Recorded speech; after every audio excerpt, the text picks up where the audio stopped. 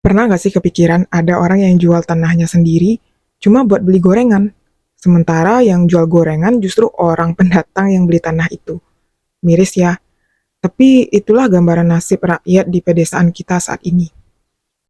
Halo semuanya, kali ini aku mau nge-review sebuah novel yang menurutku walaupun fiksi, tapi rasanya tuh deket banget sama kenyataan yang kita alami sekarang. Novel ini langsung ngingetin aku sama bencana alam yang sering terjadi belakangan ini di Indonesia.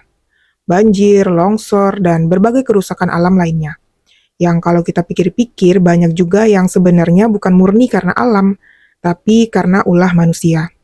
Penebangan hutan sembarangan, tambang yang dieksploitasi tanpa batas, semuanya dilakukan demi keuntungan tanpa mikirin dampaknya ke lingkungan dan masyarakat sekitar. Novel itu berjudul Teruslah Bodoh Jangan Pintar. Penulisnya adalah Terelie. Buku ini bergenre novel dewasa. Setelah saya membaca novel, kenapa genrenya itu novel dewasa? Karena memang sulit dimengerti oleh anak-anak yang masih SD, SMP, atau mungkin SMA. Mungkin SMA saya rasa udah bisa mengerti.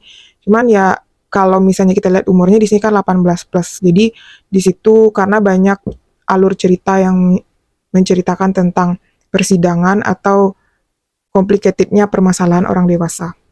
Cerita di novel ini berfokus pada satu perusahaan tambang yang beroperasi di atas lahan milik rakyat.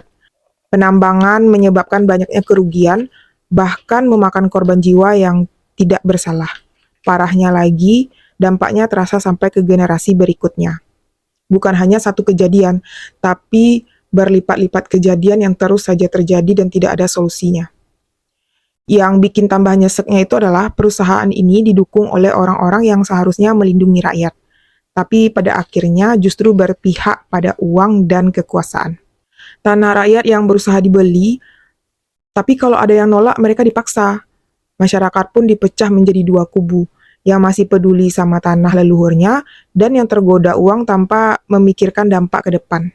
Rakyat kecil yang nggak punya uang dan kekuatan akhirnya ditindas.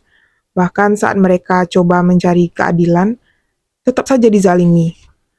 Aktivitas yang peduli pun nggak luput dari kriminalisasi. Akhirnya lagi-lagi yang menang adalah mereka yang punya uang dan kuasa. Tambang dalam cerita ini bukan cuma soal bisnis, tapi juga soal penghapusan sejarah di kampung-kampung yang ada di negara tersebut. Sumber air rusak, udara tercemar, tanah hancur, dan berbagai penyakit mulai bermunculan. Banyaknya tokoh di novel ini bikin ceritanya terasa hidup dan nyata, seolah-olah kita lagi melihat langsung wajah keserakahan para penguasa. Di balik itu semua, ada beberapa kisah dari beberapa keluarga yang diceritakan oleh penulis. Salah satu yang menariknya yaitu cerita dua saudara. Selain konflik tambang, novel ini juga menceritakan tentang dua kakak beradik dengan jalan hidup yang berbeda.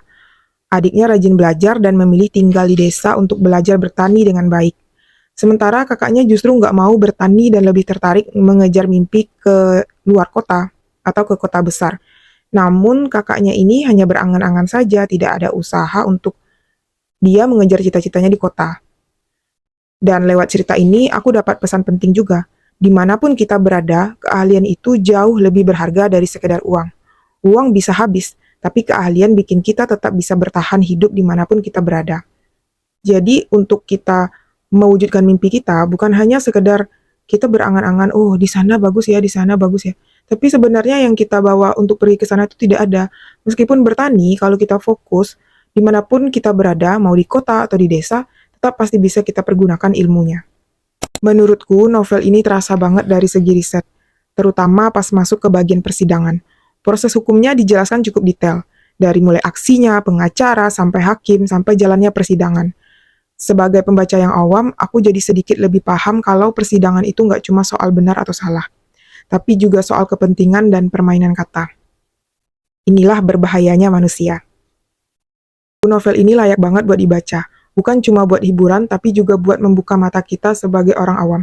Novel ini juga mengingatkan kita supaya nggak gampang menjual tanah leluhur, hanya karena demi uang sesaat. Karena uang akan habis, tapi peninggalan sejarah atau dari keluarga kita yang turun-temurun itu tidak akan bisa ternilai dengan uang sekalipun. Sebanyak apapun uang yang kita pegang, kalau kita tidak bisa mengelolanya, pasti akan habis juga. Dan yang tersisa pada akhirnya hanya penyesalan, seperti yang diceritakan pada novel ini. Kutipan favorit aku dari novel ini adalah, memulai dari nol memang tidak mudah, tapi selama kita punya keahlian dan pengetahuan, selalu ada jalan buat bangkit dan bertahan dimanapun kita berada. Sekian dulu review novel kali ini. Terima kasih buat kalian yang sudah mendengarkan. Sampai ketemu lagi di review buku selanjutnya. Bye-bye.